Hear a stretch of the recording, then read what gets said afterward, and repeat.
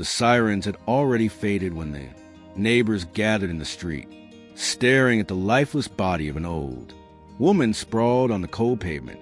She had been unarmed, frail, clutching nothing but a small grocery bag. One officer muttered about mistaken movement, another about protocol. But the truth was undeniable. A gentle soul was gone in the silence that followed. Their gunfire carried more weight than the bullets themselves. Before I tell you what happened next, tell me in the comments where you're watching from. I love knowing who's listening. The old woman's name was Eleanor Hayes. Widowed for 20 years, she lived quietly in a modest house on the edge of town. Most knew her for her roses, which bloomed like fire every summer, or her patience with the children who cut across her lawn.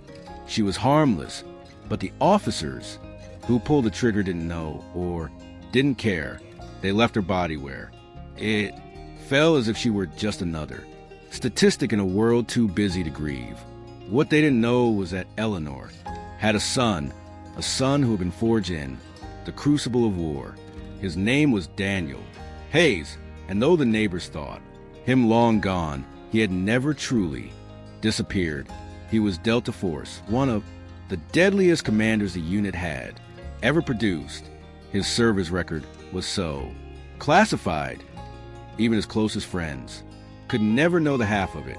He had vanished into shadows, missions, and scars.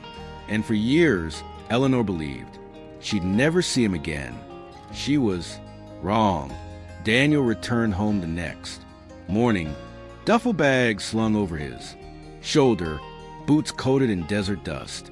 He had been coming to surprise her. Instead, he found yellow tape stretched across her porch and whispers rolling through the crowd when he pushed past them and saw the chalk outline on the street.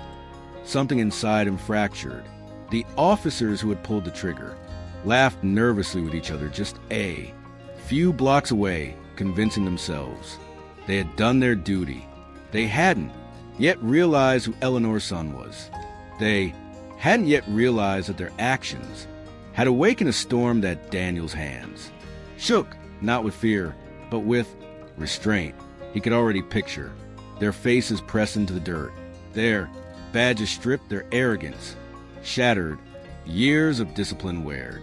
Against a tidal wave of grief, the crowd watched him with wide eyes, whispering as recognition spread. This was Eleanor's boy. This was a soldier she always spoke with pride. That night, Daniel moved like a phantom. He tracked the officers not with rage, but with precision. He studied their routines, their careless words, their complacency. To Daniel, they were not guardians of justice. They were men who had slaughtered his mother. And the question clawed at him, was he seeking vengeance or was he delivering justice? When he finally stepped into the precinct, silence swallowed the room. His presence was like a shadow stretching across every corner. His voice low but unyielding. He didn't need weapons. He carried something heavier, the truth. With witnesses gathered, he laid out every detail of the killing, every contradiction in their story.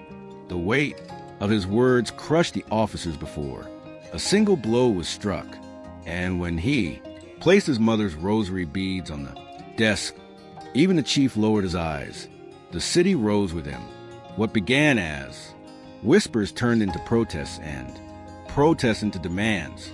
The officers were stripped of their badges, tried and convicted, not because Daniel used force, but because he wielded the power of undeniable truth, forged in discipline sharper than steel. The crowd cheered not his wrath but his restraint.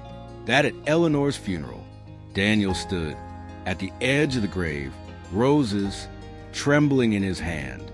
He could have let darkness consume him.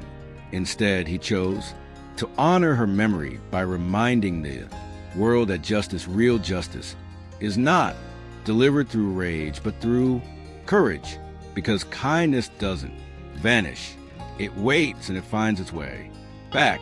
The last thing Daniel saw as the coffin lowered with sunlight catching the petals of her roses, the same one she once tended with quiet hands.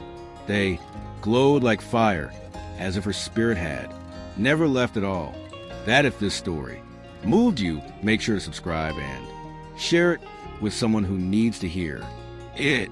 And tell me in the comments, do you believe justice can still rise even from the darkest moments?